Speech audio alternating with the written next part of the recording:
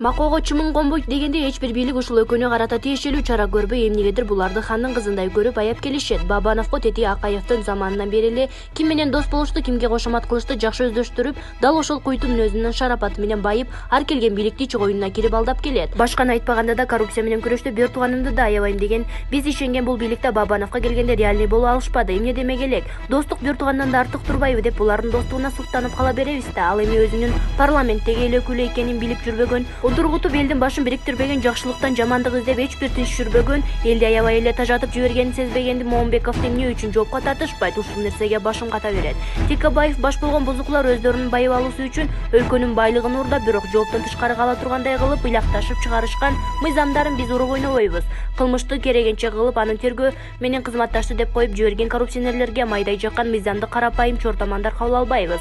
Юридикалык билимибиз жок болгону менен кимдин кайсыл кылган иштеринде, сүйлөгөн сөздөрүндө, жасаган аракеттеринде кылмыш ишин колдонсо боло тургандыгын жакшы билебиз.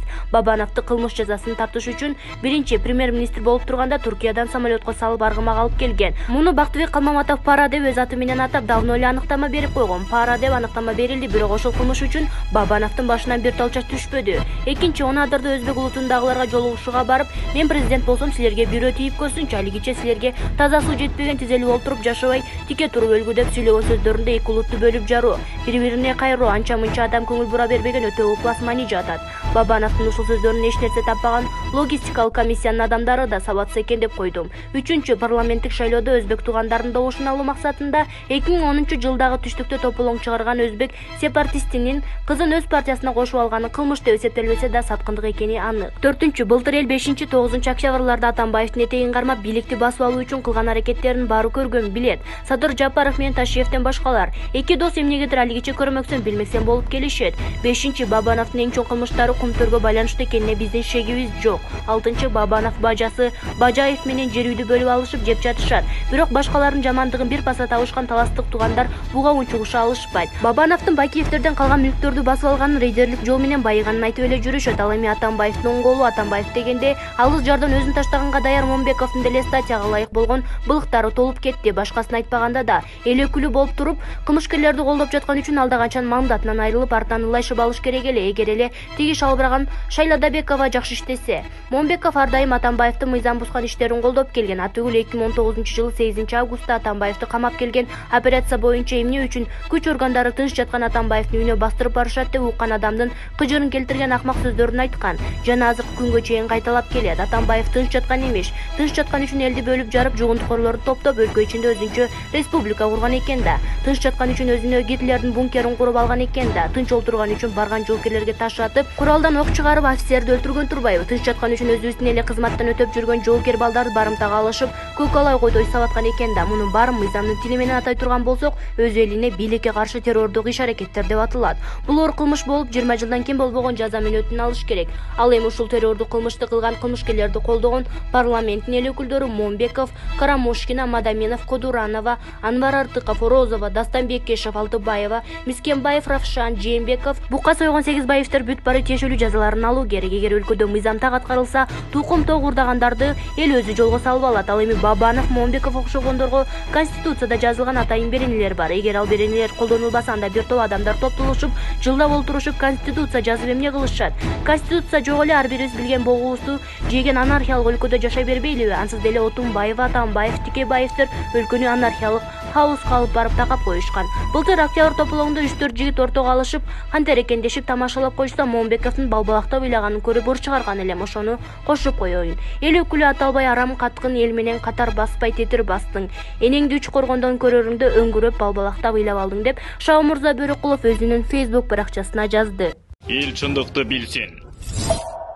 Бийликти күч менен басып алабыз, анан бассалык башламандык уюштурабыз деген сыяктуу сөздөрдү бирөө менен дагы эч бир жерде сүйлөшкөн эмесмин. Бийликти шап элип алгысы келген Курсан Асанов кармалды. Артында кимдер бар? Ташыргыса Курсан Асановдун башына тийчү болду. Бийликти зордук менен басып алууну көздөгөн Курсан мырза кылмыш жаза кодексинин 309-беренеси менен көнүп алган отурчу жерине отурду. 2019-жылдын 8-9 августунда Кой Ташта болгон окуялардан кийин Асановсуз жерге отуруп чыккан. 2020-жылдын 5-октябрында башаламандыктан пайдаланып Өмүрбек Субаналиев менен өлкөдөгү коопсуздук органдарын басып алышып, көзөмөл жүргүзүшкөнү менен аларга коопсуздук органдары баш ийбей койгон. Ошондон кийин жатчу жерине жатып чыккан. 30 жылдан бери ойкуп кайкып жүрүп элди карызга батырып, бийликтегилерди жугунтукорго айланткан Өмүрбек Текебаев тетири сүйлөгөн саясатчылар менен кайрадан тандем издей баштаган. Алгачкылардан болуп, анын кайрымагына Курсан Асанов илинип, Атамекен менен шайлоого аттанар түрүн көрсөткөн. Былтыркы жылдагы парламенттик шайлоодо Адахан Мадумаров менен бүтүн Кыргызстан менен шайлоого аттанган Курсан Асанов хамелеондук жүрүшүн Текебаевдин Атамекен партиясына бура баштаган.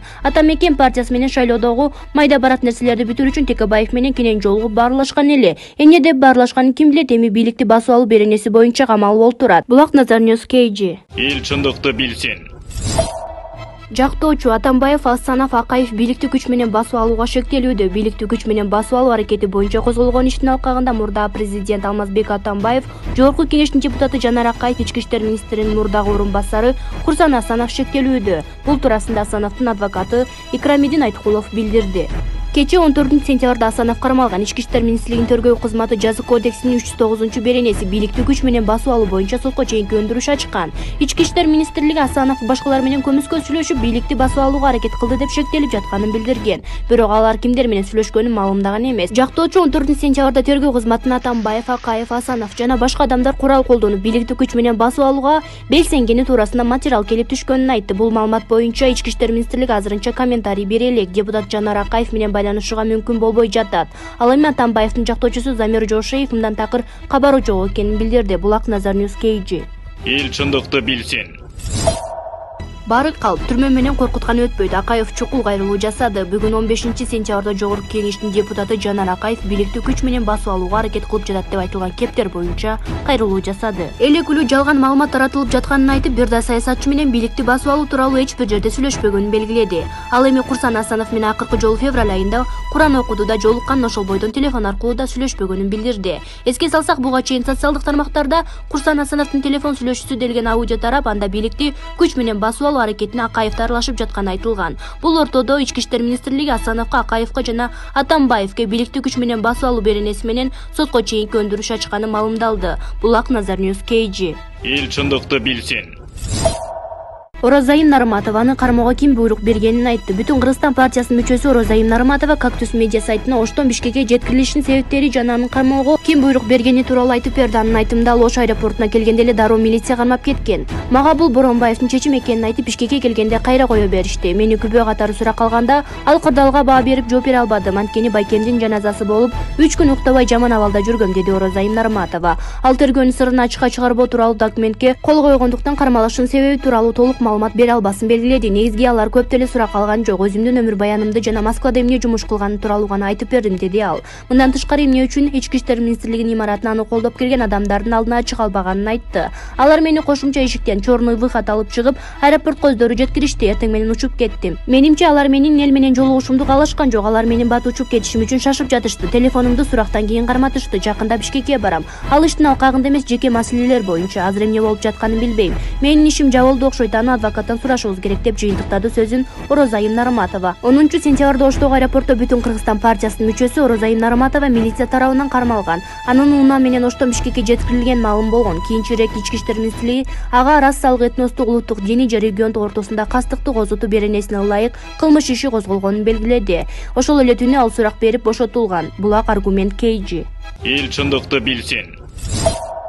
Кылмышка шектүүлөрдү камап алуу эмне үчүн соттобой жатышат? Соттой албай турган болсоңор эмне үчүн камадыңар? Иши сурактагылары кылмышы вот-вот далдене тургандары, атүгүл түрмөдө жаткандары деле парламенттик, президенттик шайлоого катыша берсе боло турган шерменде мыйзамдарды кайсыл акмак ойлоп тапкан? Ушул мыйзам иштеп турса, коррупция менен күрөшүп жатабыз деп кимди алдай аласыңар? Кылмышкерди кармап, тергөө менен кызматташты деп азыраак акчасын алып, ал эми өзүн баарда урдай бер деп чыгарып коюп жатасыңар. Прокуратура, сот органдарына деле өз кесибин билбеген чала сабаттар иштейт окшойт. Башка нерсени айтпаганда да Курсан Асанов Атамбаевдин кызыл пакеттин көтөргүч болуп алган аракетинен эч нерсе таба алышпай жаткан тергөөчүлөрдү кимдер десе болот. 5-октябрда Курсан Асанов, Мадумаров, Бабанов, Момбековдордун иш аракеттеринин эч нерсе көрбөгөн идиштерге кантип ишенсе болот? 2 жылдан ашык убакыттан бери Атамбаевдин бир да кылмыш боюнча соттобой ишти созуктуруп келген соттордон кайсыл жакшылыкты күтсө болот? Элге жакшы көрүнүп, коррупционерлерди камамыш болуп тергебей, соттобой алардын рейтингин өстүрүп, шайлоого катышканга укуктары бар деп коюп жиберип жатканыңарды коррупция менен күрөш деп кимдердин кулагына салаңдаган лап тапшыларды илип жатасыңар.